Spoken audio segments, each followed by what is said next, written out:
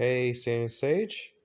I've been meaning to make a video about how I use Solostorm software to do some autocross data analysis. So let's say you've picked up the hardware, software.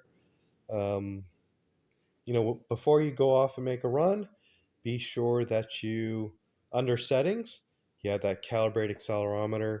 Whether you're using a tablet or Racebox Mini or something else, be sure that your accelerometer is calibrated so that you are getting good data to analyze. So let's say you've made a run, you've collected data. Let's head over into the analysis screen. And here is how I have my Solostorm analysis screen set up. Widgets all turned off, sectors turned off, channels I've got time delta, speed, and then I've got lateral and longitudinal acceleration turned on. Everything else is off. And so I've got this screen where I've got the map and then my graphs over on the right hand side. If you've got first run data, after your first run, not a whole lot that I tend to look for. I think depending on the course, I may take a look and see if I had to shift into first or third based on the course. Today's course was fairly obvious with a pivot. Min speed 16 miles per hour here. Definitely a first gear downshift for me today. Third gear shifts might have been on the rev limiter, but there really wasn't a section where I was bouncing off of it for some period of time, and I just may want to come back and take a look if I should have done anything different. Didn't really happen on today's course. Something else may take a look at is going to be my lateral G forces. And so before I get into that, let's dive in what that might be. So if I have my traction circle on, um, if you've autocrossed your car, then you've definitely felt G forces as you've taken off. As you accelerate, you get pushed back into the seat. That would be your longitudinal G forces. So as you accelerate, uh, you've got longitudinal G force that pushes you back in the seat. And what that ends up being is that little dot right there. That ball, that dot, that kind of represents you getting pushed back in the seat as it's on the high part of the chart, the positive side of the chart.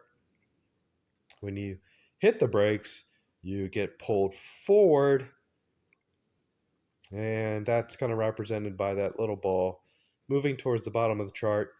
And then over on the right hand side, you see the longitudinal G graph. It really moves from the top of the line down to the bottom, right? So I've got a positive 0.57 Gs, that's me accelerating. As I hit the brakes, I pulled 0.75 Gs braking force. And as I cross that line, I'm moving from acceleration to deceleration. Lateral G forces is just the left to right G forces. So as I make a right turn, I've got G forces that are positive. As I make a left turn, I've got G forces that are negative. Same thing, you've got the ball moving from the right hand side over to the left hand side. That's kind of how traction circles and these graphs are kind of related. With that introduction to traction circle, first run out, after my first run, I'll take a look at the lateral G forces just to see if I'm using the tire's grip as I should be. So entering this kind of a little sweeping turn, I'm pulling maybe 1G, and I know the car can pull like 1.1 pretty solidly. I feel like I was kind of below that at entry, maybe picked it up by the end of it. Going on to this turn, this spiked at 1.5, but that's just a bump that I hit the transition at our site. So I really don't take that into account in my analysis. I'm pulling about just still below 1.1 there. Um, I think, if I'm doing the quick transitional turns, don't really take that into account. This one was sort of sweepy. Um, so that's a bit more normal. This one wasn't too much. It was a pretty quick transition. This section here, bit of a quick turn, so not much I can look at with the elements that we have today. Probably this section shows I probably wasn't as using as much as a tire's grip as I could have. First run out, first element out, that's probably definitely the case. So for first run data, that's all I'm really looking for is where was I not driving the car at its limits? How's my speed look? Any need to shift for a second. So first run data, that's about all I kind of think about. Uh, might make a different game plan for the second run, just based on what I recall from the first run. Let's take a look at two-run data comparison. Two-run data comparison. Going to look at the third and fifth run. Third being the fastest run of the morning. Fifth run being the fastest run of the day. I didn't think I would pick up as much time as I did on the fifth run. So we can use Solostorm to figure out how I was able to find that time, and maybe that allows me to repeat it for any additional runs that I might have. All right, so nice thing about Solostorm is that I like its distance analysis mode. So with the default time analysis mode, what you'll end up getting is, again, your run starting at about the same time, but after a little bit, you're going to start seeing one car be faster than the other, one run being faster than the other. And so the other car starts to pull away, and then the speed traces, all the traces get aligned. Then you have to tap the screen, get them aligned, and then analyze the next section. With distance analysis mode, um, unless you have a course with significant optional elements, um, then distance mode is something that keeps two cars, two runs aligned on top of each other, and all your traces are aligned, and you can really tell easily what the difference was between one run or the next. So in this case, got two runs right on top of each other at the stage line. Now, we'll mention that I don't set up stage, start, or finish markers. Distance analysis mode, I feel like, allows me to analyze the data pretty quickly. And what Solostorm does really well is highlight in that top trace your time deltas in green for sections where there is a time difference. So I can kind of just scroll straight there. I've got this time delta, and there's about a 1/10 difference. Looking at the next row down, I've got my speed trace, and clearly, I've got a max speed about 52 miles per hour entering this element, and the green run, my fifth run, fastest run, I'm carrying a lot more speed into this element than the previous one. So 6 mile per hour difference. So that tells me I just, one, didn't slow down as much for this section. If I look at the longitudinal trace, right? So that's a trace that tells me about my braking in a little bit more detail. So the speed trace told me that it's carrying more speed. I go down to longitudinal G trace to figure out Y, and the Y is at this distance. I was accelerating at this point, right? So both traces at about the 0.5 longitudinal Gs. The green trace looks like it's breaking a little later. Um, One thing I will say also about the data analysis is that if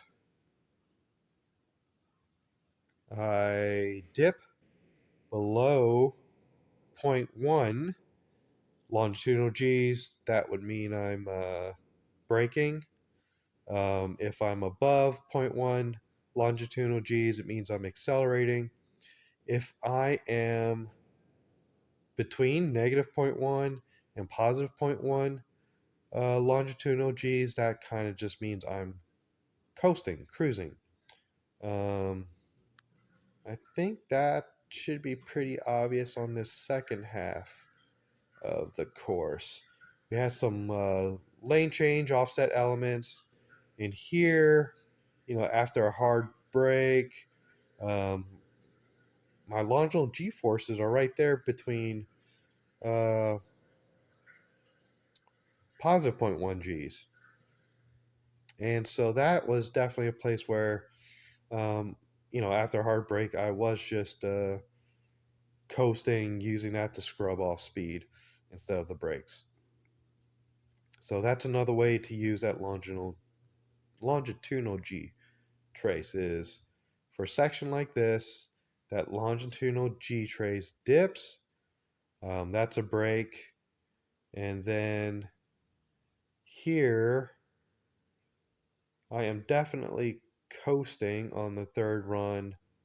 On the fifth run, that may not have been could still be a very soft brake, as I just hit the brakes and maybe just released and held just the tiniest amount before I'm kind of coasting um, here in this section.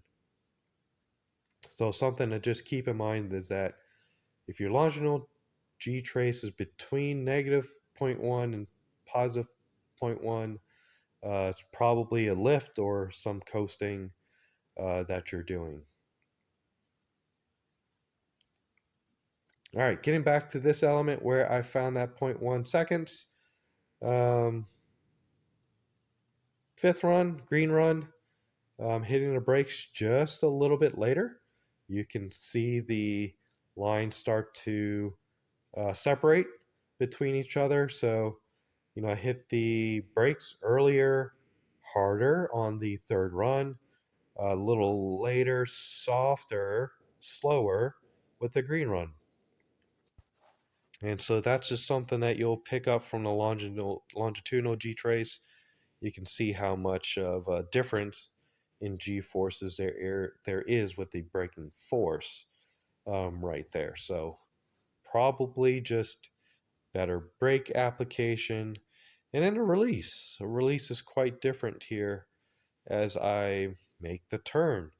You can see in the lateral G trace that the turn in on the green run was also earlier, over some time here, and then had the brake release at about this point. Brake release here as I finish the turn there. So probably just softer brakes, a little bit better release. The red run, very sudden brakes, sudden release. Green trace, just a little softer, longer with the braking, allow me to carry just a bit more speed, getting a tenth of a second. Next section where the time delta turn has a lot of green highlights.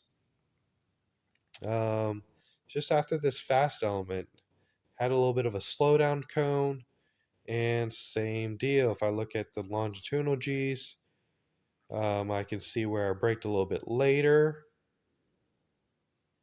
not as quickly, but then had about the same release. And so that tells me why my speed trace shows right there, carrying a little bit of speed further into the turn, into the element, and then just having the slower application of the brakes allowed me to carry a lot more speed in this section.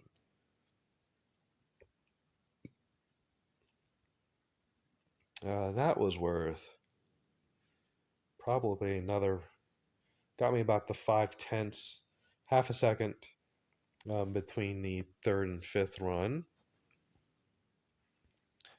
Next significant highlight section looks like about there.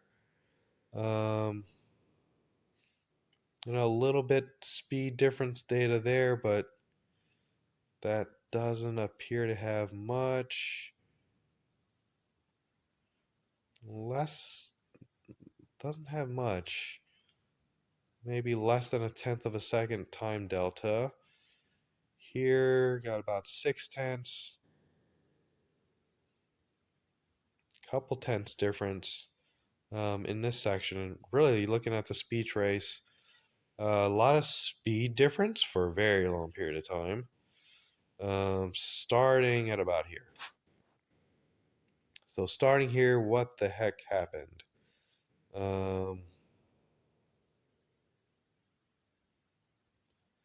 It could have started back here with the speed. Hit the brakes sooner. So I've got the longitudinal G trace start to dip before the red run. Um, Brake release a little bit more compared to the red run, which shows a higher minimum cornering speed being better on the fifth run. And then on this, the speed trace, as far as distance goes, just hit the gas at about the same time. But since the green run had a higher minimum cornering speed, carried the speed difference for a longer period of time. This section, next large time delta gain, almost 2/10 right there. Just carrying a lot more speed, but it looks like I stayed on the throttle in this section. So if I looked at the longitudinal G trace, on the red run, looks like I lifted, right? So heading about 0.2 Gs, lifting. Don't know if I hit the brakes there. This would say I was. But at least a significant lift. Green line, it stayed on the throttle for a bit before lifting there. Then hitting the brakes. Brake application was the same, but something allowed me to carry more speed. Looking at the lateral G trace, the two seem kind of on top of each other, except here, where the green trace is a bit more positive than the red trace for a bit of time. So, likely just continuing this turn a little bit more, maybe got a better line as I set up for this offset element. So, that was probably what happened, just a better driving line, different driving line that allowed me to get set up or carry the speed through the offset a little bit better. So it looks like that was most of the time delta was just in those three sections. So that is how I'm using um, these four traces to figure out differences between two different runs. What other tools, other channels? So let's say you've got your tablet, GPS unit. You also curious about whether or not you should get the OBD2 tool. That little tool will give you RPM data and throttle position data. I don't really use RPM data. Um, might be useful in some cases. Throttle position, where did that go? Throttle position data.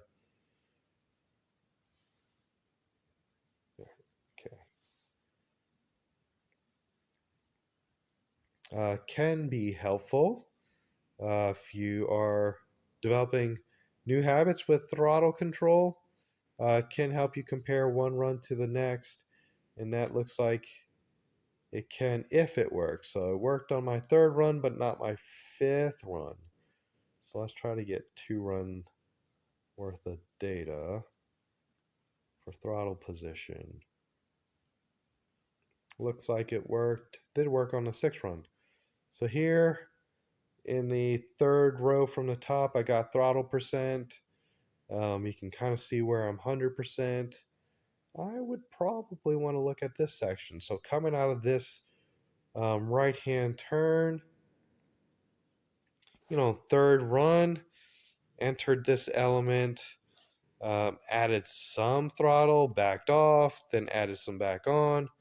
Whereas the green run, just waited just a little bit more before applying throttle, and then allowed me to stay on it earlier, sooner, and then stay on it longer, sooner.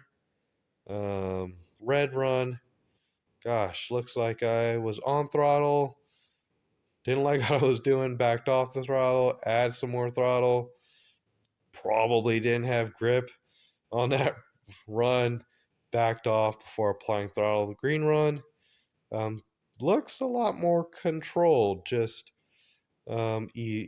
accelerating, backing off, waiting, and then ramping up. That's pretty good. So, one way you can use throttle data be comparing two different drivers, perhaps. Their different driving styles, or if you're learning throttle control, it's good to have two. Again, if that tool works, and it can be kind of finicky. Some cars, the OBD2, what's it called? The OBD link MX, that all cars don't always give the same frequency rate or sample rate of data. Luckily, my car does give me a good amount of data most pretty quickly, or at a high rate. Some cars are pretty stingy. Um, if you only get one data point a second, that's not going to be useful for monitoring your throttle inputs. If you're getting data at the 3, 4, 5 hertz, then that's probably that's usable data. Um, Best thing to do if you have a buddy that has it, borrow theirs, see if it works before you buy one. If you're not sure if you should buy one, it's up to you.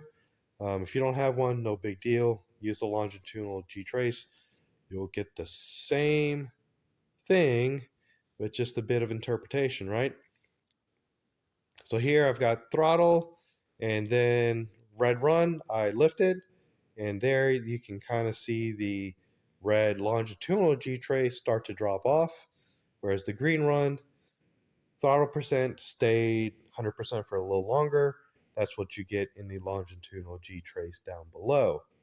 You see where I got on the throttle and backed off, and you see the same thing in the longitudinal G trace where the red line increased and then came back down for a little bit and then picked back up again. So throttle percent, longitudinal G trace can kind of tell you the same thing. Throttle percent will just be a little bit um, tell you exactly when and by how much, without too much trying to interpret those squiggly lines. So that is throttle position data. Again, kind of useful to develop those habits. But I think if you don't want to spend the money or deal with the OBD link, longitudinal G trace works just as well.